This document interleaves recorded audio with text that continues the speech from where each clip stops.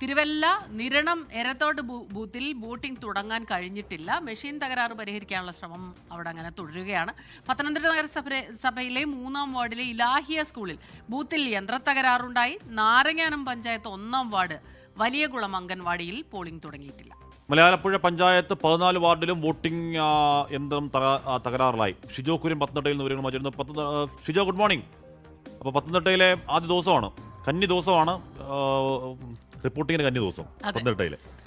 അപ്പോൾ അവിടെ പത്തനംതിട്ട എങ്ങനെയുണ്ട്? ഈ പ്രശ്നമൊക്കെ പരിഹരിക്കും അല്ലേ?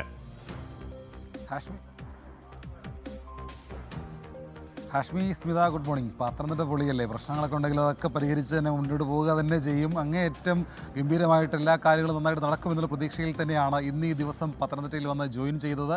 എന്തായാലും പത്തനംതിട്ടയിൽ ജില്ലയിലെ തദ്ദേശ തെരഞ്ഞെടുപ്പുമായി ബന്ധപ്പെട്ടുള്ള ഒരുക്കങ്ങളൊക്കെ കഴിഞ്ഞ ദിവസങ്ങളൊക്കെ നമ്മൾ വാർത്തയാക്കിയതാണ്. അതുമായി ബന്ധപ്പെട്ടുള്ള എല്ലാ ചലനങ്ങളും കൃത്യമായിട്ട് നമ്മൾ പ്രേക്ഷകരിലേക്ക് എത്തിച്ചതാണ്. അതിൻ്റെ ഏറ്റവും നല്ലൊരു ദിവസം കൂടിയാണ് ഇന്ന്. അപ്പോൾ ആളുകൾ വോട്ട് ചെയ്യാൻ വേണ്ടിയിട്ട്, അവരുടെ വോട്ടവകാശം വിനിയോഗിക്കാൻ വേണ്ടിയിട്ട് രാവിലെ മുതൽ തന്നെ ആളുകൾ ഓരോന്നായിട്ട് വന്ന് വോട്ട് വിനിയോഗിച്ച് മടങ്ങിപ്പോവുകയാണ്. വലിയൊരു നമുക്ക് ഒരു സ്ഥലത്തുമുള്ള പോളിംഗ് ബൂത്തുകളിൽ കാണാൻ കഴിയുന്നില്ല. എന്നാൽ പോലും ആളുകൾ ഒന്നിടവിട്ട് വന്ന് വോട്ട് ചെയ്ത് മടങ്ങുകയാണ്. പലയിടങ്ങളിലും നാരങ്ങാനം അടക്കമുള്ള ചില ഇടങ്ങളിൽ വോട്ടിംഗ് മെഷീനുകളിൽ തകരാർ ഉണ്ടായിട്ടുണ്ട്.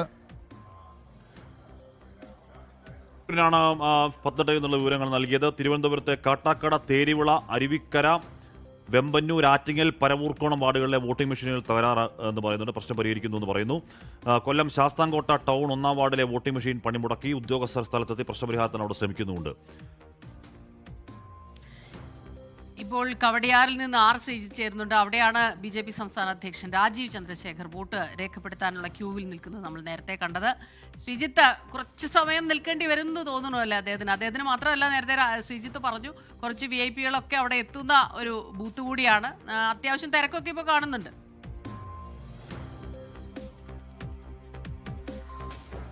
സ്മിത, തീർച്ചയായും BJP സംസ്ഥാന അധ്യക്ഷൻ രാജീവ് ചന്ദ്രശേഖർ വോട്ട് ചെയ്യുന്നത് ജവഹർനഗർ LP സ്കൂളിലെ 3-ാം നമ്പർ ബൂത്തിലാണ്. കവടിയാർ വാർഡിലാണ് രാജീവ് ചന്ദ്രശേഖറിന്റെ വോട്ട്. അദ്ദേഹം വോട്ട് ചെയ്യുന്ന ബൂത്തിൽ സാമാന്യം ക്യൂ ഉണ്ട്. ഇപ്പോൾ അദ്ദേഹം ക്യൂവിൽ വളരെ പിന്നിലാണ്. അദ്ദേഹത്തിനൊപ്പം മറ്റ് വോട്ടർമാരും രാവിലെ തന്നെ ഈ ബൂത്തിൽ വോട്ട് ചെയ്യാൻ എത്തുന്നുണ്ട്.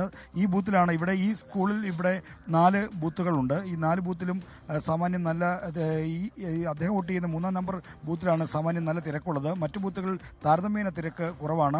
7:30 വോട്ട് ചെയ്യാൻ എത്തുമെന്നാണ് നേരത്തെ അറിയിച്ചിരുന്നത്. അദ്ദേഹം എത്തിയപ്പോൾ തന്നെ ഈ പോളിംഗ് ബൂത്തിൽ സാമാന്യം ആളുകളുടെ ക്യൂ ഉണ്ട്.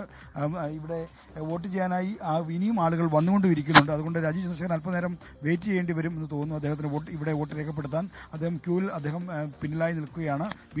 രാജീവ് ചന്ദ്രശേഖരൻ അവിടെ BJP സംസ്ഥാന അധ്യക്ഷൻ ഒരു 10 മിനിറ്റ് നിൽക്കേണ്ടി വരും, തുടക്കത്തിൽ പറഞ്ഞിരുന്നു. അതുപോലെ തന്നെ 10 മിനിറ്റ് നിൽക്കേണ്ടി വരും തോന്നുന്നു. ഇവിടെ സദാശിവമുള്ള പറയുന്നു, the response of the people indicates democracy remains resilient in our country. ഗംഭീരമാണ് എന്ന് പറയുകയാണ് സദാശിവമുള്ള.